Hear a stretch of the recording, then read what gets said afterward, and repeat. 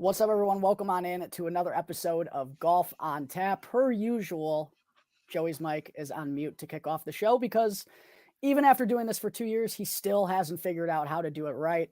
That's why I take over and started, folks. Excited for this special episode of Golf on Tap. Of course, we got the second leg of the PGA Tour's playoffs, the BMW Championship at Olympia Fields, back in our neck of the woods for the first time since 2020. Second time that Olympia Fields is hosting the BMW Championship. It's an illustrious course. It's held numerous major championships. I couldn't be more excited to be in person and break it down. Joey, Kyle, couldn't be more excited for the BMW Championship finally to be here. How we doing, fellas?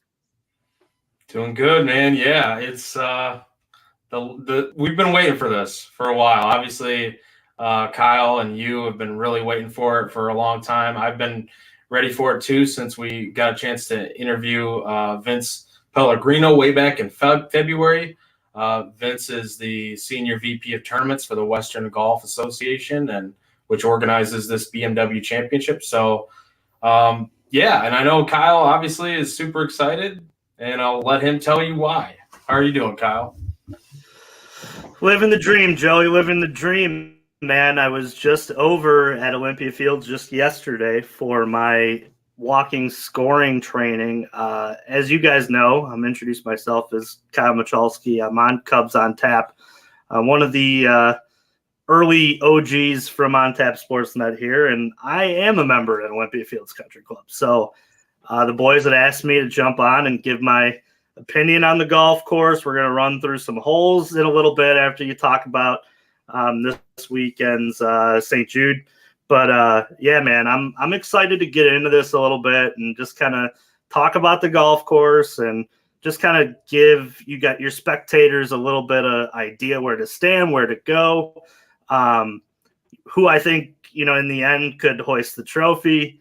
And yeah, man, I'm excited. I've been excited to get on this show with you guys for a while. I'm a huge golfer. Been playing, since I was a little kid, and my home course is going to be in the spotlight of the PGA this weekend, which we're super excited. I got a lot of stories to get into, a lot of course breakdown, which will be a lot of fun. But yeah, I just first, man, the gloves are off, pal. It's Joey's got in the thing over there, man. How awesome was this weekend? Golf in general is just at such a healthy spot. It's just great to see different guys able to win every week. And I know we're going to start there. So I want your guys first to just jump in, do your normal show, and, call on me when you want my opinion on any of this stuff. But yeah, man, I'm excited to get on the show with you guys. Yeah, absolutely, yeah. Kyle. Thank you for taking the time to join us, brother. But we absolutely have to take the time to talk about what Lucas Glover is doing right now. I mean, one thing to go out and win the Wyndham Championship with a little bit of a lesser field, not to take anything away from it, because his resurgence in the last month has been incredible.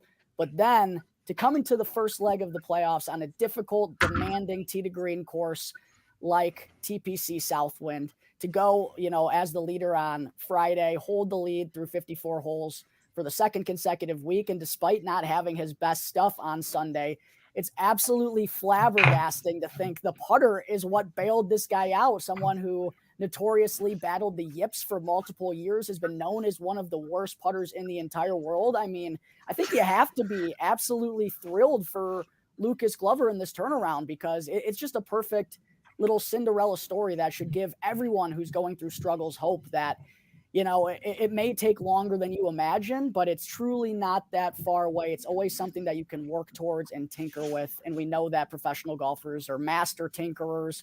And to see this come full circle for Lucas Glover to win back-to-back weeks, first player to do that in his 40s since Vijay Singh in 2008, when this was a completely different game. I think it's undoubtedly more impressive today, not to take away from Vijay, but considering where the game of golf is at right now, the first player over the age of 40 to win a playoff event since Tiger Woods. Now he's fourth in the FedEx Cup standings and suddenly in the Ryder Cup conversation. I mean, this has truly been a spectacular run from Lucas Glover recently, Joey. It's nuts, man. It's nuts. Yeah, the gloves are off. That's for sure. Gary Payton's long-lost brother from another mother, the glove, is in business. I don't understand what's happened with this guy, how he's been able to turn it around this much. The broomstick putter is working. Yeah, we talked about it a little bit off air about how just the putter is absolutely on fire right now. And that's what's really because, a course like that where you have to really be good tee to green, and it didn't matter for him. That was not the case last week he made some shots last week, Jack, that this past weekend I thought, holy cow, this is going to be a nightmare. There's no way that he's going to hang around in this field, even though he's up near the top for most of the tournament. And then somehow, some way finds himself just to get to that playoff against Patrick Cantlay. Incredible by itself. And then he does take care of business there, which Cantlay got himself in a little bit of trouble. But yeah, that was good old Tommy boy too, by the way.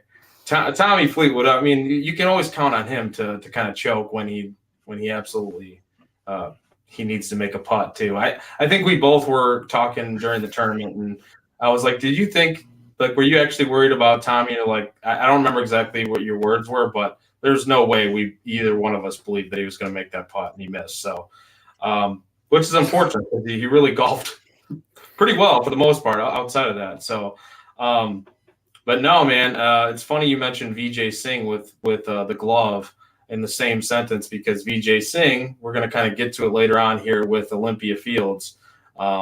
There's a little sneak peek for later on when we're talking about players that have done well at Olympia Fields Country Club. So with that said, though, you got any final thoughts on this past weekend? And I mean, dude, we hit an outright together again at St. Jude for the second year in a row. Will Zalatoris. Yeah. I have a couple quick sicko thoughts I guess sicko facts about myself yesterday that I'd like to share with you. Kept a glove in my pocket for the entire day, and I'm not kidding, fellas. I took it out once on accident, and his next shot, he hit it into the drink. I'm not kidding. Didn't take it out of my pocket the rest of the day. Honestly, I thought that was it. But for him to make that 30-footer on 14 to save bogey there was really what saved him the tournament. So that was incredible. I'm also a sicko because I was begging Patrick Cantlay to hook it into the water on the first playoff hole. And he hit just a beautiful, beautiful little duck hook that literally just trickled into the water. And I couldn't have been happier about it. I feel like a terrible human being because I actually do like Patrick Cantlay, despite his kind of reputation in the media. And he's won me some good schmeckles over the course of time. But, man, was I rooting hard against him in that playoff. And excellent to cash in on the glove, baby. It is officially the summer of glove. Summer of glove. I love it. I'll tell you what, too. I hope one of those guys gives him a pants deal because that was ridiculous to watch. There's a level of Goldbond should be on the phone with him immediately. I felt bad. It almost got to the point where right before the playoff, I turned to my dad. We were watching together, and I was like, "Do you think he changes his pants?" Somebody by now. I couldn't believe he didn't. I couldn't believe he didn't before the playoff. Right? That had to be just ridiculous. I know Memphis ridiculously uncomfortable this whole week. So, but yeah, man, I was laughing my ass off at the fact that every shot was low arch towards his backside. I'm like, dude, somebody over at CBS needs to tap the cameraman on the shoulder and shoot something else. I felt really uncomfortable watching it for most of it. And it almost makes you feel hot, right? You're sitting in the comfortable air conditioning, watching or whatever you were at. Maybe you're under a fan or something. And I was sitting the whole time man, dude, this guy makes me feel hot.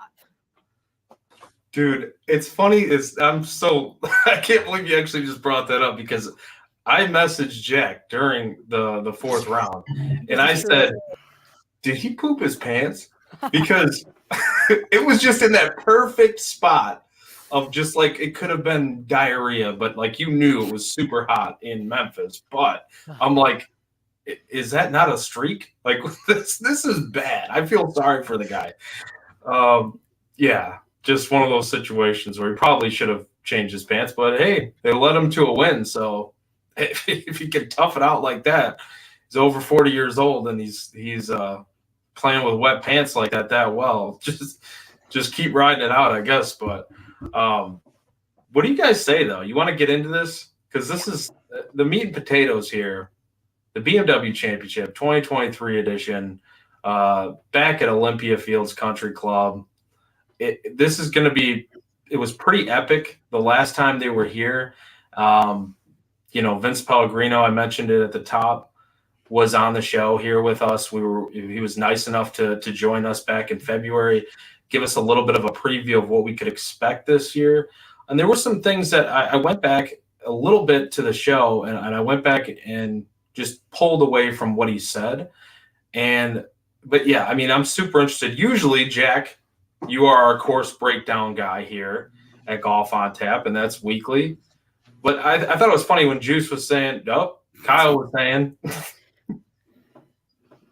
well, there's a little juice in the air because I just spilled my water. But I thought it was funny when you were saying, like, yeah, I'm going to talk about the course a little bit, talk about the course. No, you are the course breakdown expert for this place. Couldn't have a better person on to talk about this. So should we start there? I think, like, obviously previewing the event itself, because it is 50 players now. We're down the second round of the FedEx Cup playoffs. But what should we expect here, Kyle? Like you see this all the time. You're there all the time. You pretty much live there. Like, what are we to expect this weekend? U.S. Open-like conditions, I think, is something we can title for this episode for the week.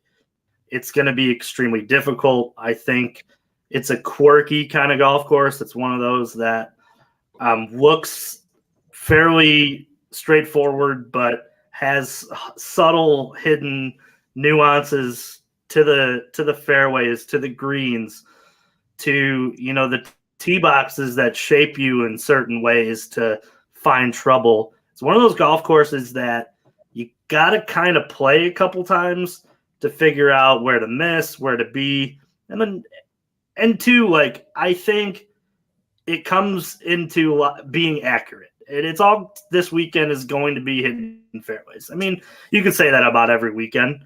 But the thing is with this golf course is it almost takes that big club out of your bag for the most part, because like I was telling these guys off air, it's one of those golf courses with the further down the fairway you get, the more likely you are to find trouble. And the more likely you are to find the penalty areas where they've grown the rough to 6, 7, 8 inches. Something. It's long, man.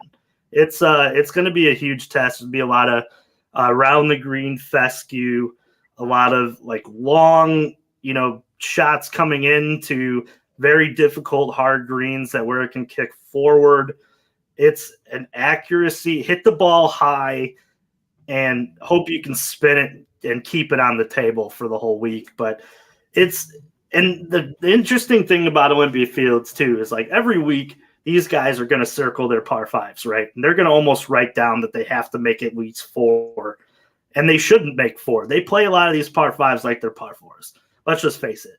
But here, I think that the 2 points that they're positioned in the round come into play because they're going to go off and play a par 5 on 1. And it's going to be the longest hole on the course this week. And the landing spots are all ridden with traps around it in deep, deep rough. And the landing spot is not long. These are going to be one of the shortest fairways that they play in terms of width all year. It's going to be a premium for the fairway. And even when they do find it with that short club, it's going to be long irons in, got things that they don't hit often. We were talking about this off air. These guys grow up and they play these courses driver wedge.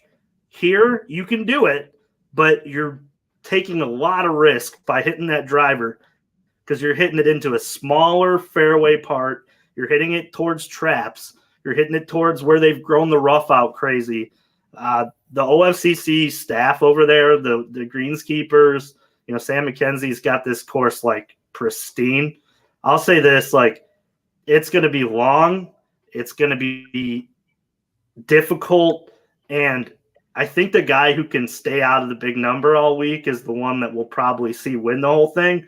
But yeah, there's not a lot of water. I'll say that there's not going to be like a lot of penalty where they're finding the creek or they're finding water often, but it's a tree line golf course that just has character and trouble at almost like the lines that you have to take off the tee. And that is why I think a lot of these guys are going to hit driver less than you think. They're going to hit a lot of 3-wood, a lot of hybrid, which is fine. But then it also means they're going to have longer second shots in. So a second shot golf course is kind of something what we're looking for when we kind of break this down. And I'll tell you what, guys, like these greens, they don't look difficult. And they won't look difficult on television, but they're subtle. It's those little subtleties that come in. It's the putt that you think breaks right at the end, but it holds up straight. So they're going to miss it, on the high side. It's not going to come back. I think a lot of this is going to come down to awareness of the golf course, guys who played it more often than most, and the guys who can just keep a level head throughout the week because it's a lot of long par fours that they're going to try to score on. And that's just difficult to do. It's not like your normal golf course that they play every week. I don't think. I think anything that we learned over the course of the last 2 weeks is not going to be something that we can take over to this week and say, this guy is playing well, so he should be in contention. No, it's different golf than they've played for the last 2 weeks. Absolutely. And one thing I did want to mention too, when we saw this course in 2020, only 5 players shot under par. And those who have been following the show for quite a while know that's the type of golf that I like to see. I like to see a true challenge from tee to green. And it really sounds like that's what we're going to get this week. As Kyle referenced, it's a par 70. So there's only 2 par 5s, both over 600 yards, 12 par 4s, and 7 of them, I believe, are longer than 450. So it really is going to be like a major championship-esque feel to this place. And quite honestly, that's what I think the PGA Tour needs during its postseason. And since the BMW Championship was last at Olympia Fields, we've seen it out on the East Coast where Patrick Cantlay has won both, but those were at 23 and 27 under par, nothing close to what we're expected to see this week. And you talked about it as well. Like, we really haven't seen a difficult golf course like this in America for quite some time on the schedule. So I think it's going to be really intriguing to see who winds up prevailing. Cause like you said, recent history or recent form these last couple of weeks might not really matter all that much, considering this just seems like a completely different beast. I think the flip on it too, like while you were talking, it brought something that I think is, and I don't know if this is your guys' opinion, but I think that in terms of like all this talk about the restricted flight golf balls and, making sure that the equipment can't, I think it's golf courses like Olympia Fields that should be almost like a model for what these guys can do to their golf course. Instead of making it crazy longer, make it shorter, make them use different clubs in their bag, make them use driver less. And I think that that's kind of where we're at with OFCC. I think that there'll be a lot of guys who try to overpower it this week. And maybe they do. Maybe they come out and they have the driving accuracy and they have a way to do it. But I'll tell you what, I played out there plenty, and I don't see it often. But then again, I'm not one of the best 50, and I'm not playing with one of the best 50. So I don't know. It'll be interesting to see. It'd be interesting to see what they hit in the practice rounds, which I'll be there tomorrow.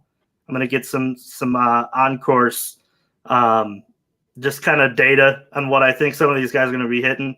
I know on a lot of the holes they played a lot of hybrid, a lot of 3-wood. But like you said, like the 2 par 5s, the par 70, like it's the first hole that they're going to play. So there's no settling into a round. It's you got to go out there and make a birdie right off the bat, because 2, 3, 4, and I said this offline to you guys, I think is the most difficult stretch of the golf course. 2 is a beautiful hole, but it's long. And if you're going to try to carry the corner, you're going to look at some of the deepest rough on the golf course on the right side. If you look at 3, it takes 2 great shots to get there on 3. And even when you get there, I think it's one of the most difficult holes on the golf course in terms of the green. It's very, undulated. It's fast. It bakes in the sun all day because it's elevated. So it's going to be much faster than some of the other putts on the golf course. And you're not going to know that until you play your practice round. You say, oh, yeah, this is a little quicker. But think about it this way, too. You're doing your warm-up on the putting green. You get to 1, you make a birdie. Maybe you give it back on 2, and you're like, man, I want to get that back on 3. And then the putting's different. It's a different speed. It's a different type of green than you're putting on. And then you get to 4, and 4 is it's a fairly difficult hole. It's gettable, but it's still one of those hold on to your butts. It's a longer par 4. But as you keep going down the stretch here, there's just not a lot of opportunity to make birdie. There's not many holes that you circle on there, and you're like, I can definitely every time make birdie on this hole. It just every single hole has its own nuance and difficult part that I don't think is going to. I think could rear its ugly head at the wrong time. And the problem too is it's a golf course that you got to be patient and make the birdie putts when you get them. And I think that a lot of these guys who have played, this different kind of golf over the course of the last 2 weeks are going to look at how patient can I stay before I start firing at pins. And this is not a golf course that is going to be set up to be, looking down the barrel at 170, like I can put this within 10 to 5 feet. It's just not. It's going to be difficult, hard greens, like almost concrete kick forward. And I told you guys this, behind the green is dead, no matter where you're at on this golf course. It's the most difficult chip on the course to me, is 12. And if you're long on 12, it slopes down, and the pin is usually tucked in the back. So think about opening up the face and having to hoist it high, and everything's sloping back towards that front. It's going to be an interesting part to watch. There's also par 3 that's right there that has a difficult green. But I'm going to tell you what, man, I'm going to be on that hole a lot because I want to watch them play that. But the carnage, I think, is going to start on 8. I think if you look, there could be carnage everywhere, but 8 is just, they're going to play it at 280 yards for one day. And they're going to play that as a par 3. Good luck holding the green when it's been sitting bacon, and there's no tree protection either for it. And I'm going to tell you what, the wind will lie to you all over there. And it's going to be interesting. I think you could see 4 under again being the winner, but it wouldn't surprise me if it's a little bit, higher than that. I think that, 6 under is a good number to be at, but I'm rooting for the golf course all week, baby, because I think it's going to be super, super difficult, but really, really fun. I do agree as well. And one thing I did want to ask you that just kind of came to mind, what we saw at the U.S. Open this year, where we did just get rain in the area here today on Tuesday. It looks like a very small chance on Thursday, but it looks like the temperatures aren't really going to be all that hot over the next 2 days, Kyle.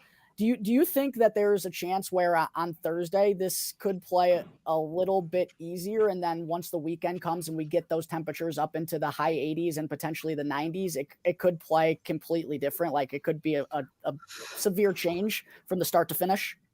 Yeah, I think if you're looking to get ahead of the field, Thursday would be the day to do it. Normally they set the pins up fairly easy that day anyway. That's just kind of known for every golf course. And then as the Sunday, Saturday pin locations, moving day will be, difficult as well. But I think the interesting part is that, you talked about the heat. I think it more is going to be the indication to me will be the wind.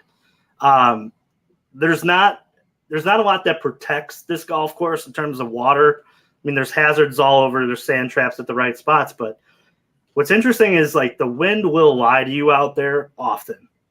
You'll see something. You'll think it's one thing. And you're going to see a lot of guys this week who are looking down at the ball after, like they just didn't see, that flight coming with that wind. Or, it swirls a lot. It's difficult around certain parts of the golf course because certain places are tucked where it doesn't get any wind, but where you're standing, it may feel like it's going downwind. So it's a lot of different calculation that you probably don't expect.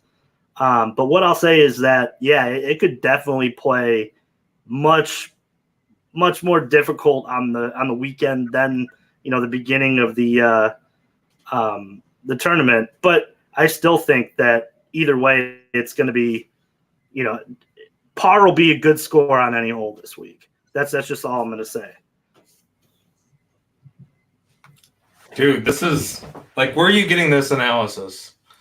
Like, you're not getting this anywhere else. And I'll say this too, like, thinking about the tree line, you make a good point about the tree line, how it's set up with the wind. So are you saying it's pretty much like a jet stream? Like, it looks like it's going to be one way, but it just takes it a different flight path pretty much, and they're just not going to be able to know, like, unless they play it once or twice. And then I think even if you play it a couple times, it's going to be difficult to know what the wind's doing that day, just because I think you're going to get a mix of things, and what your eyes will see will not necessarily be, you know, the same, you know, thing that you're getting there. And two, because it's so tucked around, like you did kind of say with the jet stream, there is wind that just swoops through very often.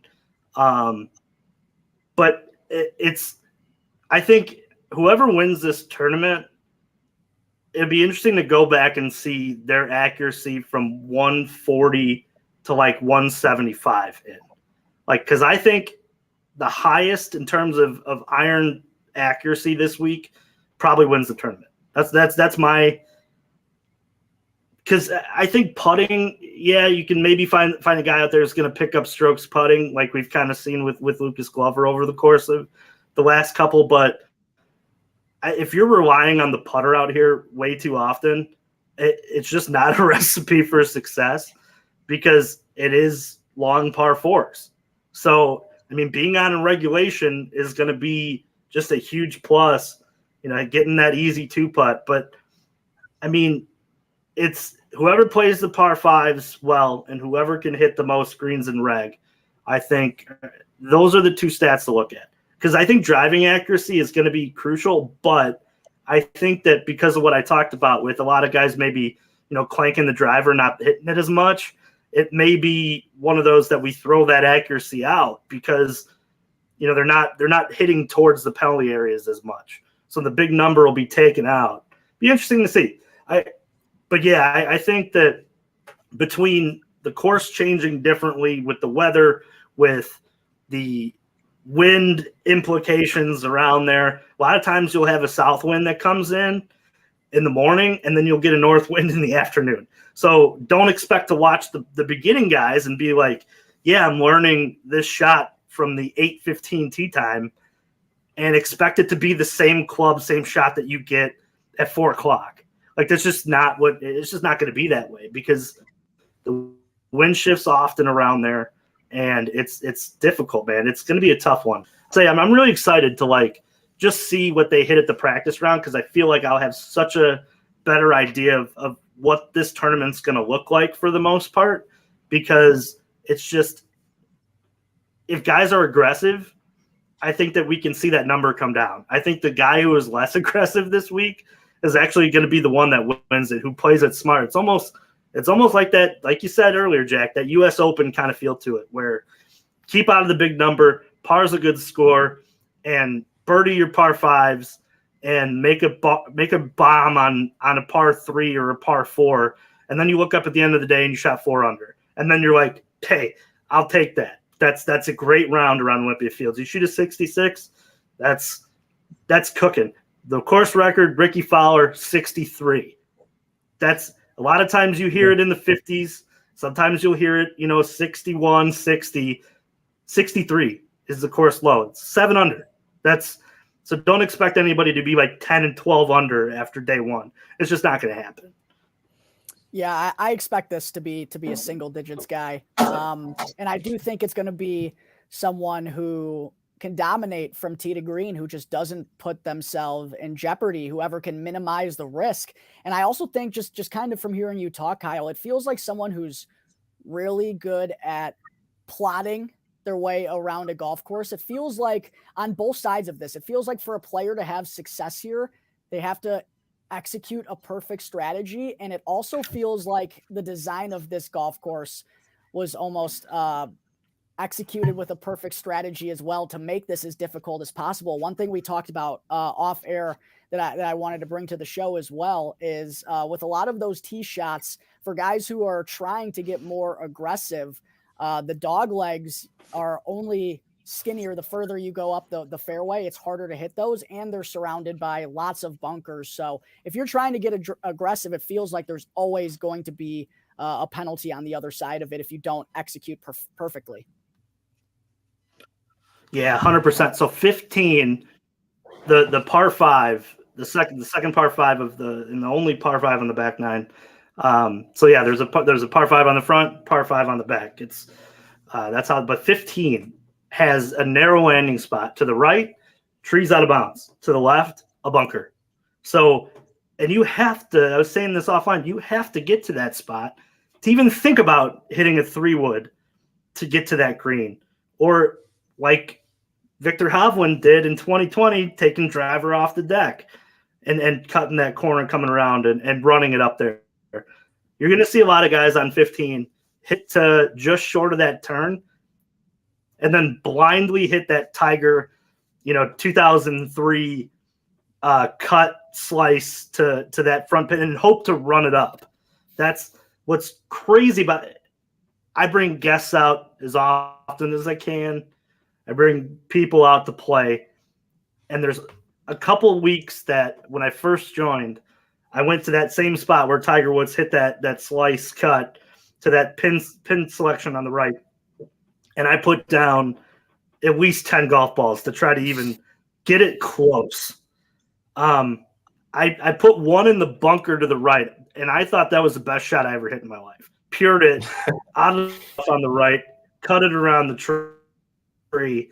It ran into the bunker, and I was so freaking happy.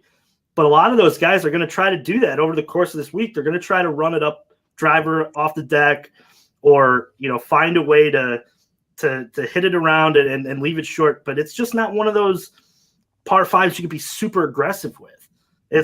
And that's the same with 1. I mean, 1 is you would look at it and you think, all right, I got to hit driver to here, and then I can bomb a 3-wood down to the green and make it stick.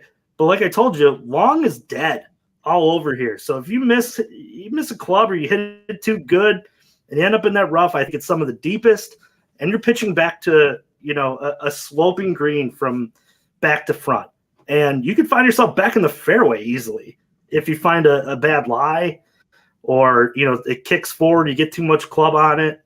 It's going to be interesting. I think that the most interesting part about having the bunkers and all the trouble around, kind of the landing spots is that, like, if you get into a bunker around here, it's not that like really like coarse sand that you feel like you can, take a bigger club out and just take a heap of it. It's that powdery stuff that they use at Augusta National. So it's also really susceptible to hitting bad shots out of it. So I'm not going to say that you're going to see guys who, chunk it out of there like I would on a Saturday. That's just not going to happen. But there's going to be some guys who, catch the ball differently out of these bunkers than they normally do because of that. So it's interesting how the nuances of the golf course and just the way that they've set it up, like you were saying, Jack, it just promotes being difficult. Like, just to go back to the story in 2020, and this will kind of round out how difficult this place is. A member friend of mine was working the driving range, handing golf balls to the guys, and Kisner had walked off after his practice round, was going to hit a couple before being done for the day. And I remember buddy goes up to him and goes, "Kiz, wonderful to meet you. What'd you think about our North course?"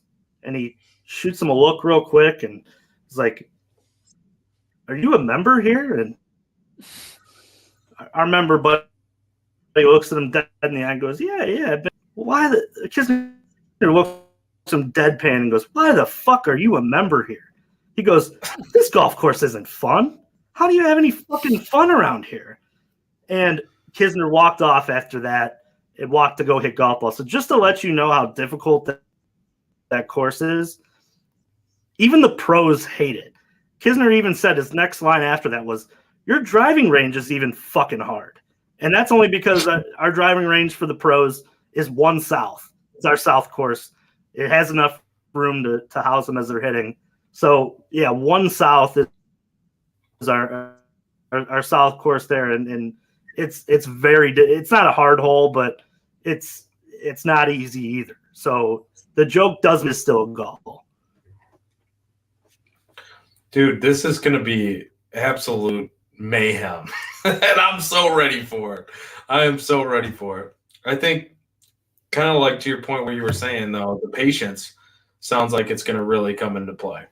Just be patient. If you can get par, a par for 3 rounds and hang in there, you give yourself a shot on Sunday. And that's what I'm looking forward to, I think. Anytime you can see a 1 over as like a potentially good score, this is gonna be freaking awesome, man. Yeah, in 2020, I watched the greatest golfer in 2020 hit the ball over on 8, and it took him 3 shots to get up. And that was Tiger Woods. Took him 3 shots to get up over the hump once he was long on 8, because there's a little runoff area along the back. It was just ridiculous. It's not a fun, as Kisner said, it's not a fun golf course, but it's damn fun to like sit out there and feel good about your game. Like a lot of times I'll go anywhere else and I play and I'm like, man, you could really see like what difficulty I play, every other week. And it only makes my game better. But it's a lot of fun. I love that Kisner story because it just cements how difficult that place is. Makes me feel good about my game whenever I get out there myself.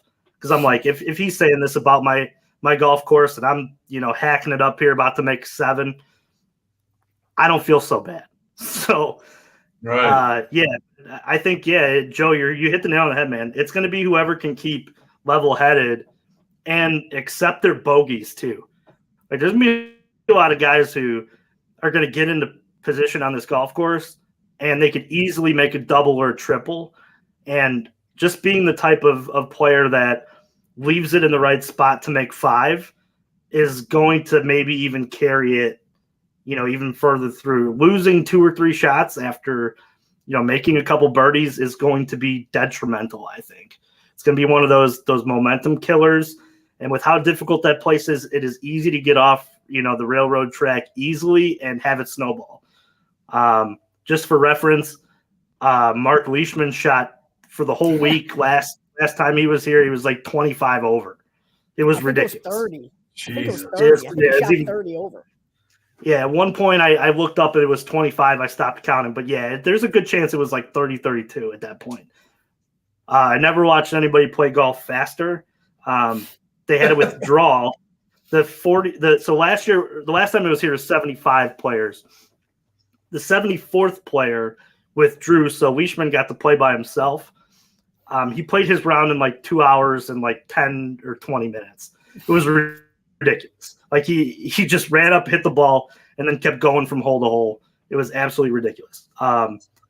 It was funny because he played through on our hole when we marshaled, and then there was about an hour and 20 minutes until there was another group that came through on our hole. And by that point, I think Leishman had already gone home for the weekend and called it a season.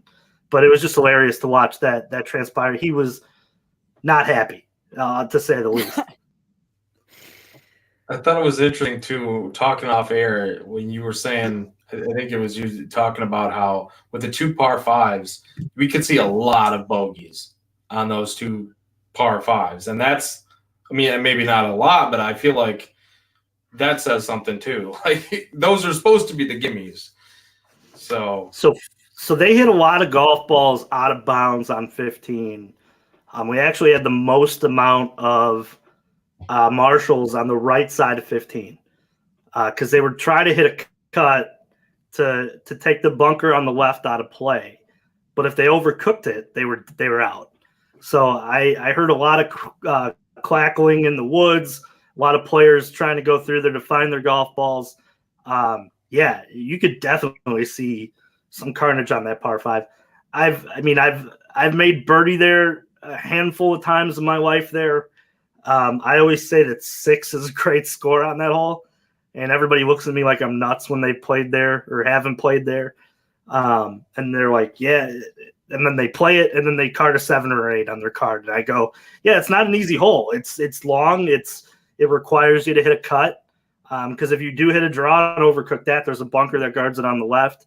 And also the tree line comes into play right there as well, where you might not have a shot, to advance the ball other than going, right back out into the fairway. So it's going to be interesting to see how they play 15. 15 will be another one that I drop in fairly often to walk with a group and see how they play it. Because yeah, I'll tell you, in 2020, I heard a lot of tree humping out or humping. Yeah, a lot of tree thumping over there.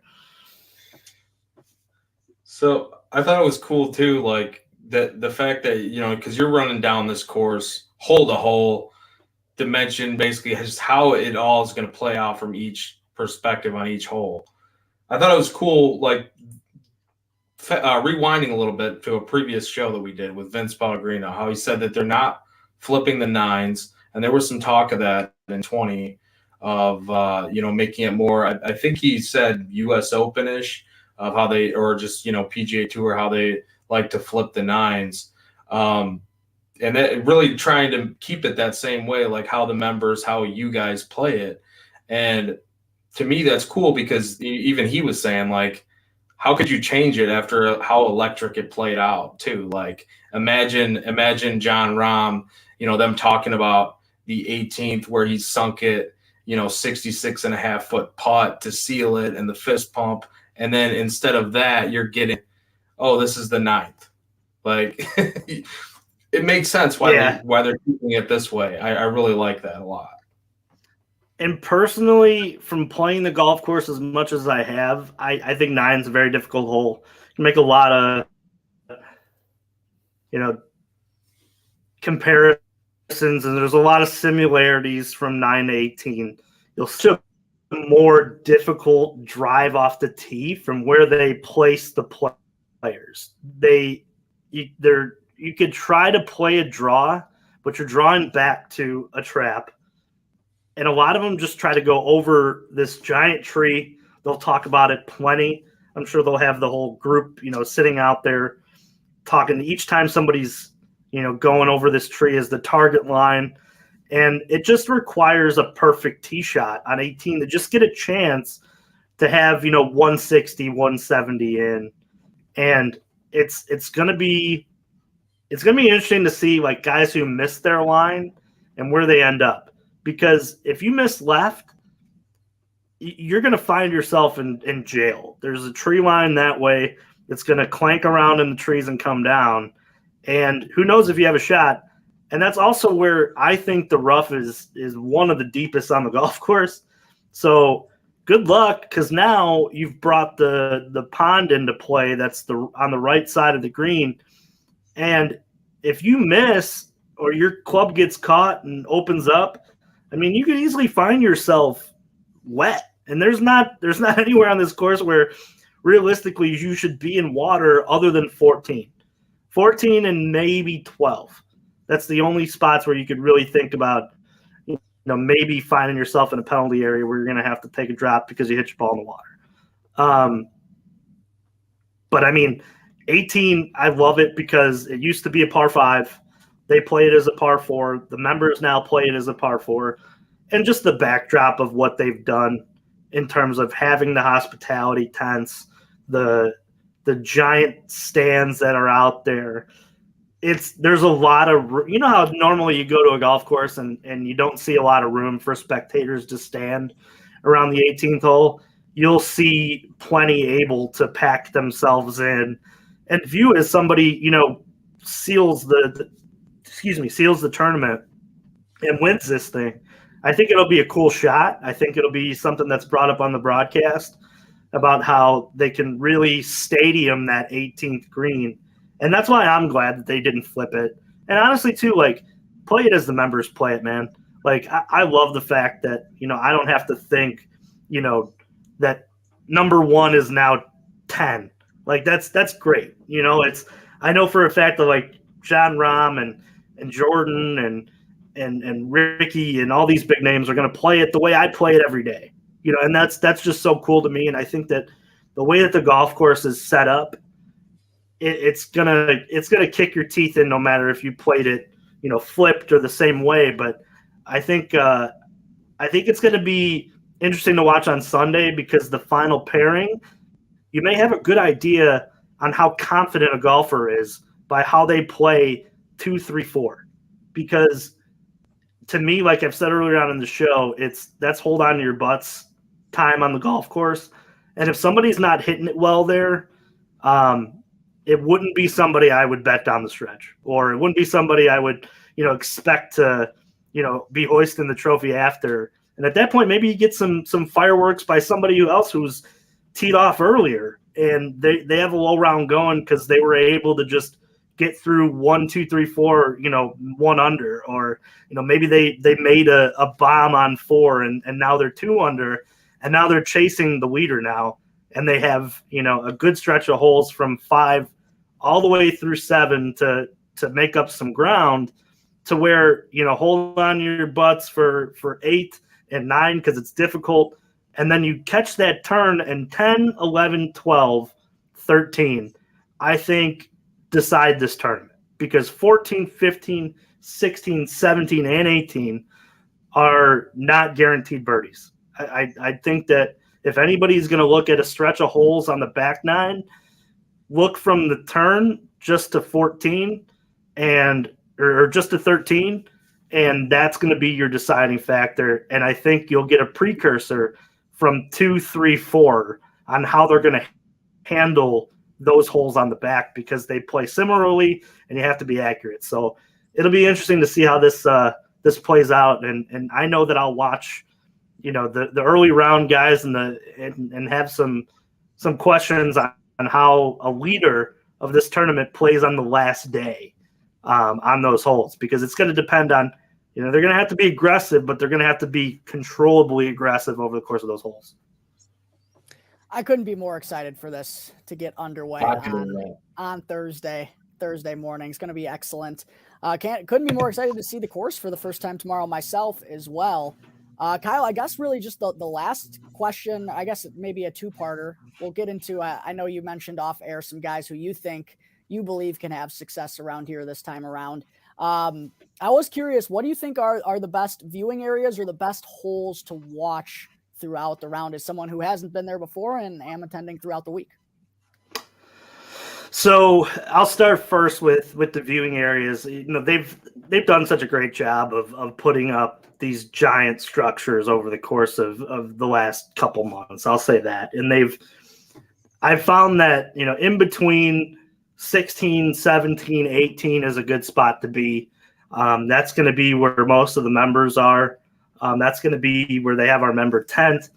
The same thing with, I think, the middle of the golf course in terms of, 4, 5, 6, 7, and 15 tee are all kind of in this kind of middle zone. It'll be interesting to see how you can view from there, because it is so crowded.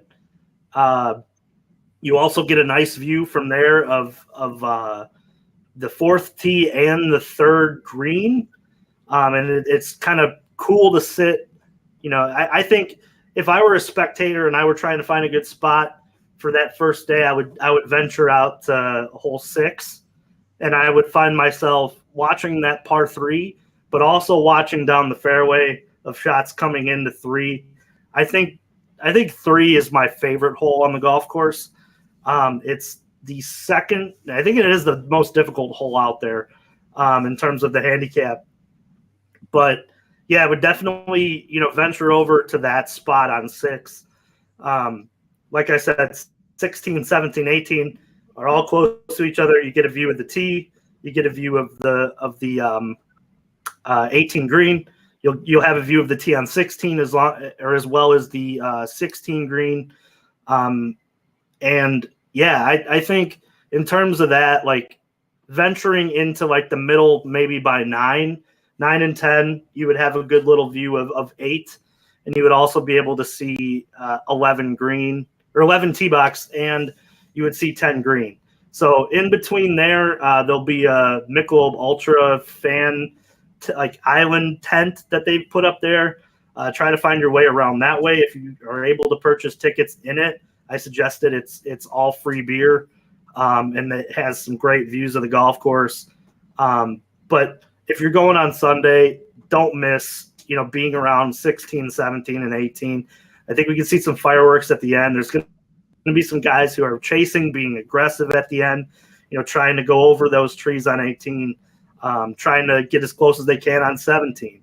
But yeah, I would find those spots. And then in terms of your second question, I think that there's really only like 4 or 5 guys realistically who you can, expect bringing this thing home. And I'll add like a dark horse, I think, in there. The dark horse, I think Ricky Fowler, he's got the course low. I know he's not playing the greatest. He has over the course of this year too been very, very solid. Found himself in contention a lot, but he's familiar with the golf course. He'd be my dark horse. But Hideki Matsuyama has played here awesome every time he's been here. He stays out of the big number. The course kind of suits his game.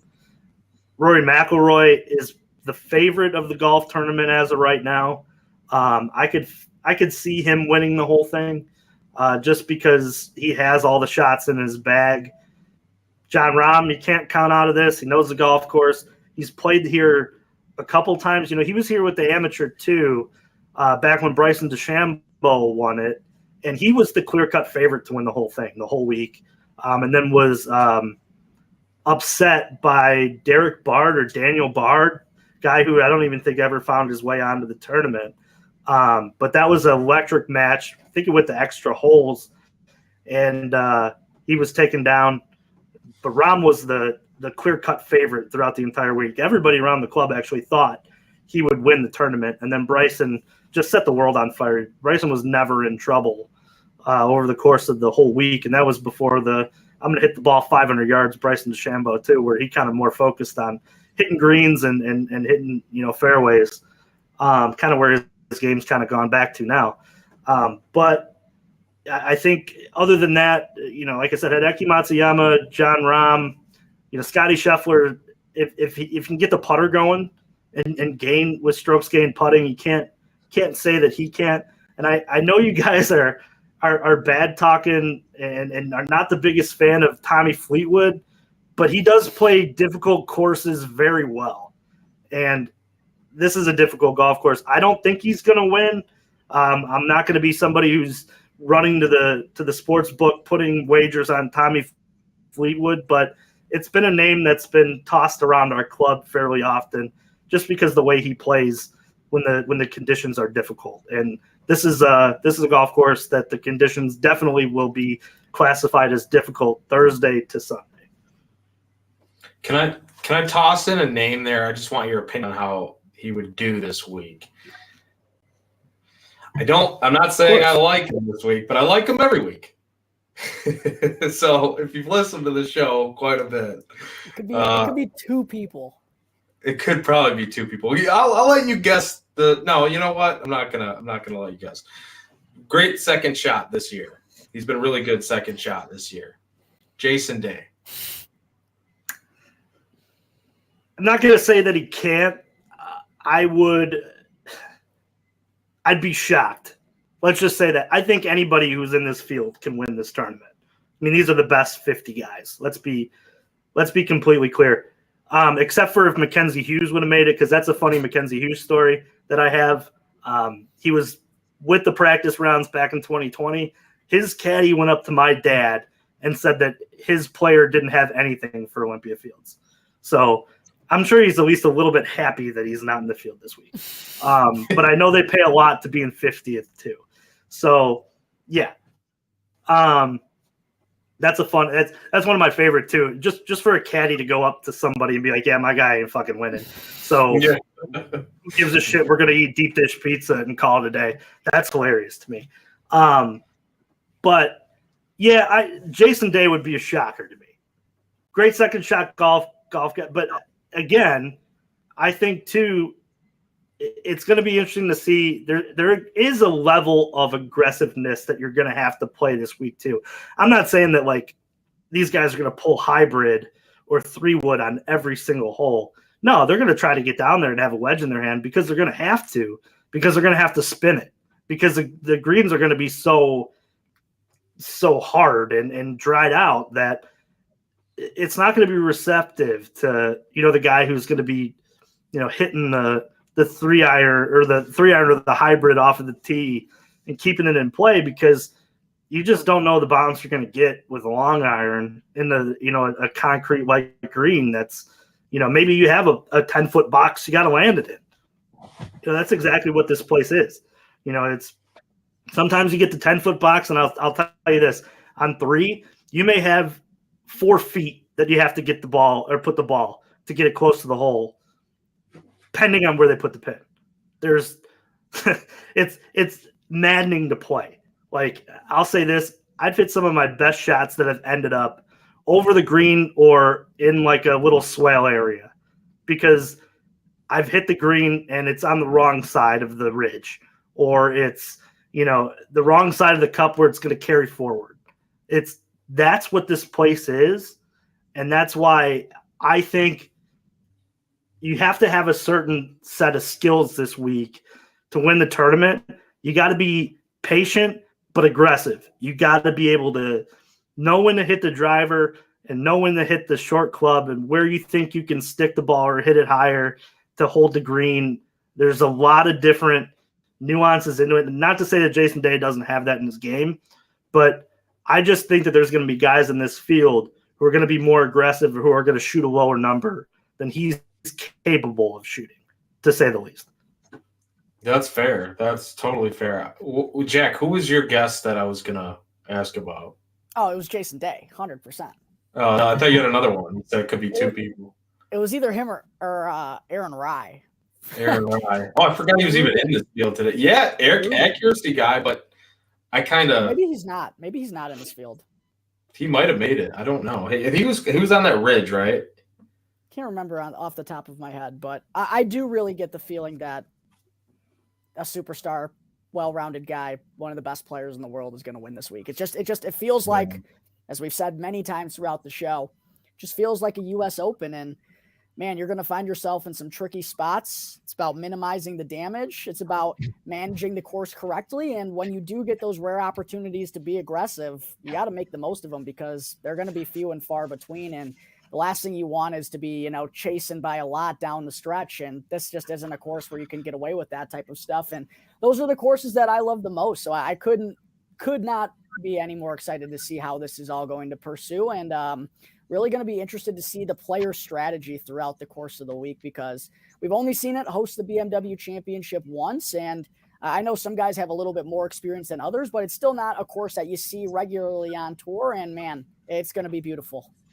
And too, Jack, you don't see anything really like it other than like and I hate to compare it to like Torrey Pines, because I'm a homer, but the conditions are very much like Torrey Pines. They're very difficult. Windy when it needs to be, penalty areas are very similar. I'll say too, I think it's going to take a level of cojones to win this tournament, because there's going to be a guy who has the tournament on his club on 18, and he's going to have to still hit the ball over that tree and have 170 and hit the green and make a 2-putt on a very difficult undulated green. So it's going to take shots where controlled aggressiveness, but also like that I can make this shot because I'm one of the best players in the world attitude. That kind of and we say it too on Cubs on Tap, Joey, like the fuck it. Like I'm going for it, being aggressive. It's going to take a little bit of that, just to close the tournament out. It's going to take good shot after good shot after good shot to not make a big number, because I'll tell you what, man, they're out there. I've found them often, and they're going to find them as well.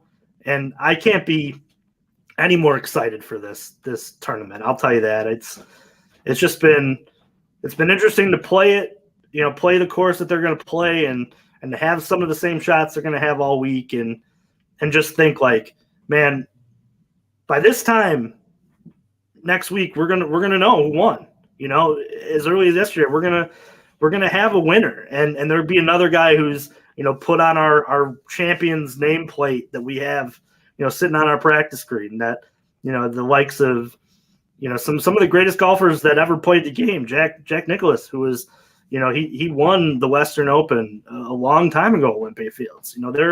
There are some big names that have gone through and won tournaments there. Ben Hogan. There's a lot of amazing names that the winner of this tournament is going to be mentioned in the same breath as. And another name that I'll walk through the pro shop and see plastered on there with him holding a flag, winning the 2023 BMW Championship. And I'll tell you what, man, it's going to be a long road, and it's definitely going to be a grind. It's going to be like any other. They were grinding with the weather conditions this week. They'll be grinding with their golf game this week, which I think is something that's going to be really interesting over the course of 4 rounds of golf, and we'll see who wins this thing. But yeah, Jack, I think you're right. I think it's a big name who comes victorious out of this one, and I think at the end of it, we'll all look up and say, realistically, Olympia Fields North won. The course won. A lot of these guys are not going to find themselves under par by the end of the week. I'll tell you that. Hey, I'm always here for whenever the course can win. I don't think it happens enough on the PGA Tour, so very excited that we're going to see that this week. Kyle, thank you so much for all the insight and everything that you just provided us with. I mean, that was absolutely spectacular, and I feel like I haven't even been there, but you've given me all the designs and what to be looking for throughout the week, so I'm excited to see it myself.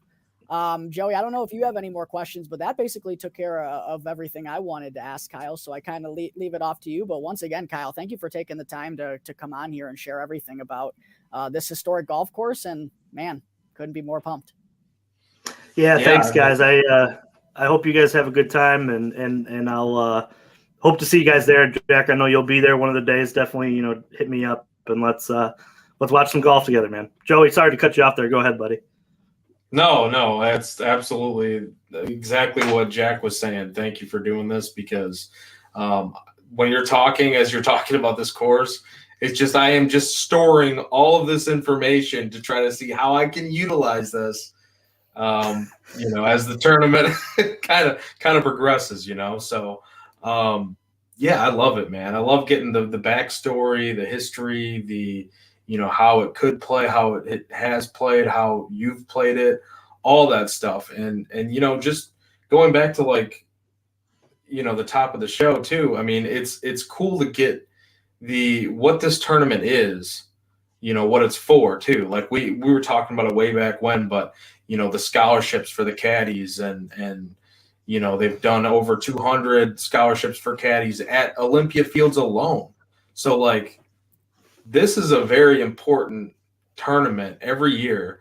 And it's just, or not this, they don't always play here at Olympia Fields, but the BMW Championship itself and Olympia Fields has played a huge part into that. So it's cool that, you're volunteering again, and you're going to be in it for, with all the fans there and just the perspective of how it's going to play out. I think it's super cool. Jack, you're covering the event.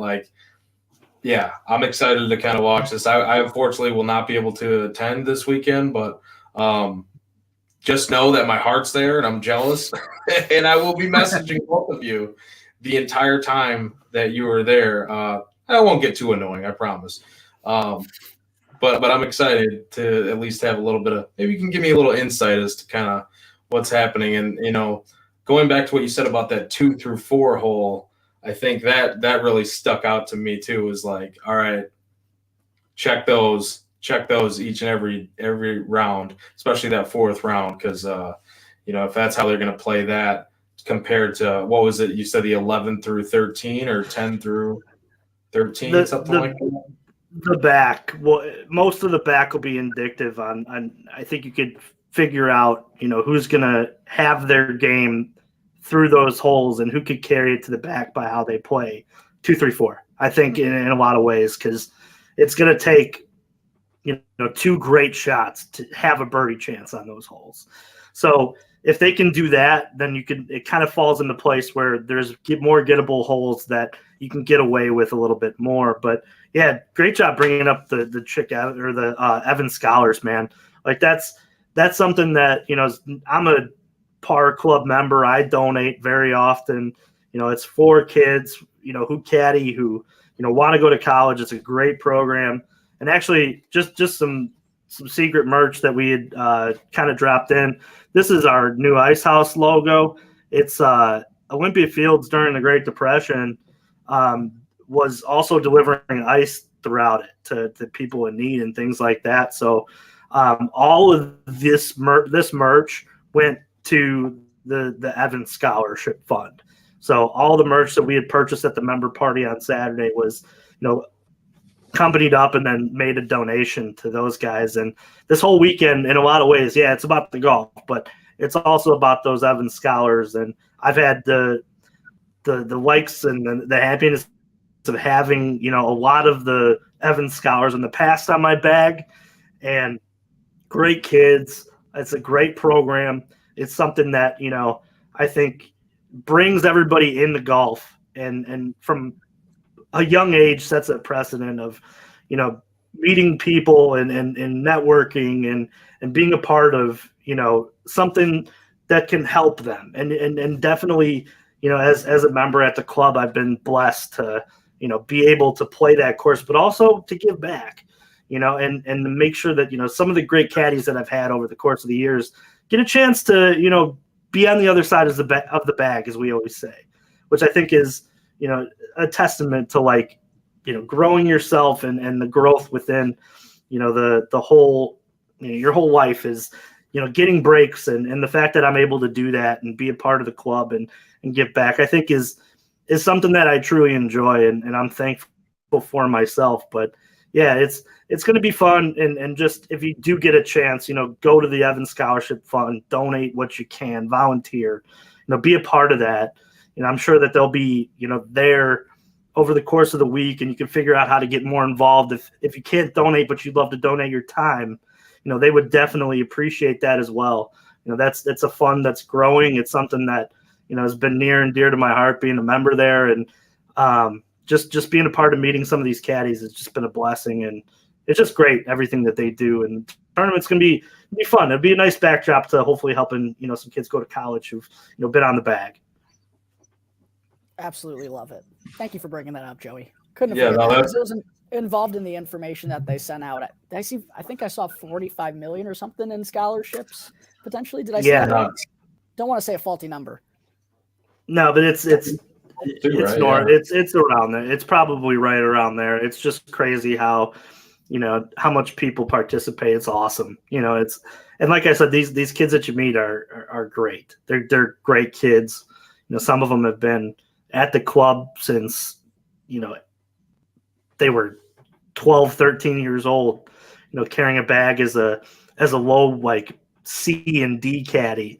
And they've grown up, and you see them grow over the course of the years, and, they become, captain caddies and guys who are senior member caddies who've been there, for forever. And I mean, I've met guys who are still doing it to this day at Olympia Fields, who are Evans Scholars, who, found ways to give back and be there over the course of, forever. It's been awesome. And it's still the same guys that, you see on your bag and you're like, I got 4.5 hours worth of, hanging out with my dudes. And it's awesome, man. It's awesome to see that.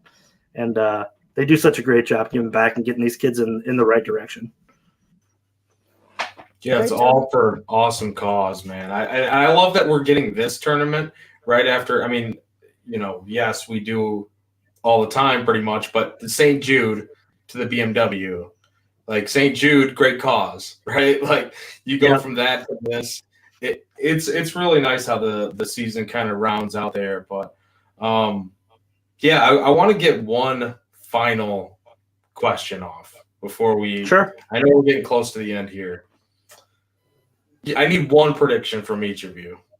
One. Who's winning the tournament? Just a prediction. Who's winning the tournament? Go ahead, Jack. I'm going Victor Hovland, man. Shot in the dark. I think he's one of those guys where I prefer him the more difficult that it gets. Someone who I've really noticed over time on a lot of the more difficult holes, and we've outlined the 450 to 500 yard par fours. I think he's one of the few guys in this field, and that says a lot considering how elite it is, that has the capability and the stones, like we talked about, to go out there and make an incredible shot on those difficult holes. And that's what he did really well at the US Open when he picked up his victory at the Memorial, a very difficult 17th hole. He went and birdied it to tie Denny McCarthy and wound up winning in a playoff. So I think Victor is right there on the cusp, and he's just been racking up great major experience over the last year. Was in the final pairing with Rory McIlroy at the 2022 Open Championship, was right there with Brooks Koepka at the PGA. He's been knocking on the door, and I think he has the game to get it done. So that's where I'm planting my flag. But I do think it's going to be a superstar ultimately that gets it done. Kyle? I love that analysis. He would be a great champion. A guy who we mentioned off air, he played at the Illini Invitational, knows the golf course. So, yeah, definitely a nice pick from Jack. Definitely a dark horse, and I think that he could definitely win it. I think at the end of it, it's going to be Roy McIlroy. I really do. I think he just has all the shots.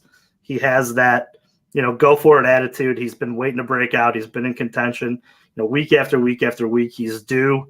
I think this is the week that he pencils himself in, and I think over the course of 2020 when he played here, he figured out how to play it. I believe he had some rough rounds early and then charged late and found himself not in the hunt, but he had better rounds to end. The fourth round and the third round, he played a lot better as the week went on. So I think he figured out how to play it, and that experience will go miles for him as long as he's hitting the ball. And two, there's a couple holes where he can hit the ball further than most and find himself away from trouble. Like he can carry trouble on a couple of the holes that are out there. And I think it's going to give him an opportunity to hit wedge more often than a lot of these guys. And I think if he plays smart and he pulls driver on a couple holes, I think he could find himself making a lot of birdies, over that stretch of, this 5, 6, 7, and then holding on. And then again, being able to open up again with 10, 11, and 12 and 13 for the most part too. Also very gettable. That's a good stretch for him. I think if he can, put the driver away early and hold on, make pars, that's a good stretch for him to pull it back out and to carry some trouble and find himself with a wedge in. And if he can find himself with a wedge in, he'll be able to spin it. So it'll be he can get it pretty close on some of these tier greens. A lot of people on McIlroy this week, and it's pretty easy to understand why. Joey, who you got though? I'm interested to hear who you're picking over here. Yeah, I mean, I usually like to go a little bit off the beaten path, but I think that this week is a little different. I was kind of thinking very early on, Colin Morikawa, but I'm since kind of went off of that because I don't think he's as well-rounded as I'd like him to be for a course like this. I think he's very good on that, approach type of shot. But I think I would like somebody who's a little bit more well-rounded. So I think this week who I'm going with is I've toyed with it back and forth. I'm going to go with Scottie Scheffler. I think even though he might not be – the putter might not be there, but I'm going to take the shot, That's the one thing where I'm like, yeah, but you can say it about almost anyone, right? So I think Scottie Scheffler is going to be my That's going to be my favorite for this tournament. And it's not great about it either. I love the way – I know we were talking about how Kyle, how you were saying earlier, you're not really looking so much about how they are coming into this, how they're playing coming into this. But Rory looked really good last week for the most part too. So and Hovland, I mean, a lot of these guys are golfing really well coming into it. Outside of really Rahm, like Rahm's kind of slid back a little bit lately, but he's just that. But he hits the ball, and he hits the ball high. I think he hits it high. He hits a cut, and he knows how to putt around there. That's why I think like you can't count him out. It's just a matter of like he has the length, he has all just the attributes to win. He has won there. It's going to be a comfortable spot for him to go back and play. I think a lot of people are dogging Rahm going into this one, thinking that he can't win this one back to back, and I think. Oh, he absolutely can. Yeah. I think like ultimate scenario to me, it's a Sunday pairing of Rory and Rahm, and how fun would that be to watch those two guys battle out? While I'm probably 5 or 6 transfusions deep at that point, having a good time out there. Because I don't have any shifts on Sunday, which is amazing. I'll be definitely greenside, rooting for a playoff at that point too. That's the other part. I hope there's a playoff, because there was a playoff last time it was here, and it turned into one epic event. I think we can get a lot of that too, based on where they're going to put the pin. They'll probably have the Sunday pin where Rahm had it again, and it'd be interesting to see. Somebody like Rory come over the top on Rahm and just drain just a massive putt just to offset the one that he was able to drain on DJ a couple of years ago. I think it'd be awesome to see those two battle it out. And I'm looking for storylines, man. I'm just looking for a real successful tournament where my club looks good, because I'd love to have more PGA events in the future, and hopefully that's the case. Let me give you a storyline that you would not really care about it as much. Probably, and that's the fact that Patrick Cantlay can win his 3rd straight BMW Championship this year. That's crazy. I don't think he's going to, but playoff killer. Yeah. Killer, but he is. So, yeah, I don't know, Juice or Kyle. I don't know if you were had any thoughts about Cantlay this week too, but that'd be the last kind of name to throw out there, I think, as far as he is one of my least favorite on the tour, and for reasons I still don't know. I think it comes down to pace of play. I play golf really fast, and it just seems like it's a long round every time that he's a part of anything, and that's okay. They're putting for millions of dollars. I'm putting to see if I can get to the 73rd faster to have another Miller Lite. So, yeah, it's difference in what golf is for us. So, yeah, I definitely he can win it. He definitely can. I'll say that there's things about this golf course that would suit his game, but like I said, I'm still hoping for Rory. I really am. He's just such a good guy. In 2020, when the tournament was there, he did get a chance to stop and chat with my dad and myself. And going into the tournament, I was not the biggest Rory McIlroy fan. But after meeting him and just being a guy who talked to him for 10 minutes, you could tell he's very genuine. There's a lot of genuineness to Rory McIlroy. I know he's been dragged through the mud a little bit with the PGA, and there's probably a little animosity, with him too, missing out on a paycheck. But he's just such a great guy. There's just a lot of great things about Rory in terms of his personality, and that's why I'm also kind of betting on my heart that he wins a little bit, because he is one of my favorite on the tour still. But any of those names that you mentioned, big names, I think are the ones to look at this week, and any of them would be amazing champions to put on the placard by the end of it. I want to throw this comment up too, real quick before we kind of sign us out here, get close to it. From Tony Marchese, the Prez. OFCC hat is fire. So yeah, they're you're listening and not watching. You could find this in the merch tent. They have a few of them that are very similar to this. You can also find these awesome koozies with the BMW Championship vests on them as well, with the Evans Scholars and the clock tower.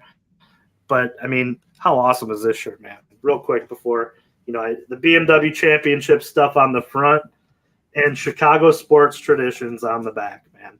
Look at we're covering all our bases at that point. They got some great merch in there. There's also like a Chicago dog with a golf ball in the middle of it, which I almost bought there too, man. Like, I'll tell you what, that merch tent, get in there, you could easily spend like $1,000 if you would let yourself. They got a lot of great stuff in there. That is freaking awesome.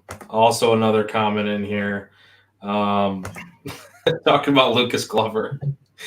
It's not even pulling up on my screen, but you guys can probably see it. Question for later: which one of you is most likely to sweat through their pants like Glover did yesterday? Tony asked, and why is that answer Joey? Probably is me. It wouldn't be sweat though.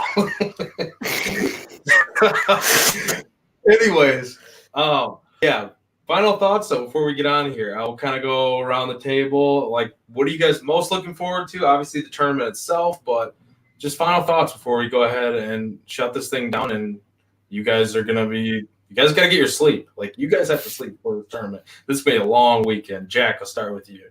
Yeah, 100%. But these are the golf courses that I love to watch unfold, and to think that I'm going to be doing it in person is pretty incredible. I like seeing golfers get challenged. I like seeing hard par fives. I don't think we get enough of it on the PGA Tour. It feels, the feeling after major championship season is always a little bit tougher, but this week is really something that I think a lot of people are going to be holding their hats on and tuning into, because of an elite field, an elite golf course, an elite tournament, an elite cause. And it's going to be incredible, man. I love watching guys absolutely have to grind it out, where, par is a great score and you're going to be scrambling all day to make that number. And I think we're, if it's anything like 2020, we could be getting a firework finish down the stretch pretty much. I still think to this day, it might be the craziest finish to a golf tournament that I've ever watched. I mean, seeing DJ hit that crazy 40-footer, I thought at the time was one of the most clutch putts I've ever seen in my entire life. And little did I know, just don't give John Rahm a left to righter, man. He makes all those big left to righters in big moments. Did the same thing at the US Open. So we'll see if he'll be able to run it back. But I think it's going to be a perfect course, and it's going to test the best players in the world, and that's how it should be. I love it. Yeah, I love it. I think it's going to be an absolute test. We've talked about it all show. Looking forward to seeing what it brings this year. Obviously, in a few years off here, but conditions may be a little bit different here at times. But we'll see kind of where they set the pins, as Kyle's been talking about here, and see how it all plays out. But I don't know how you beat the putts that we saw that were made in that last tournament, but if there's a way to do that, that's it. I'm all for it. Kyle, your final thoughts and maybe what you're looking forward to the most this weekend.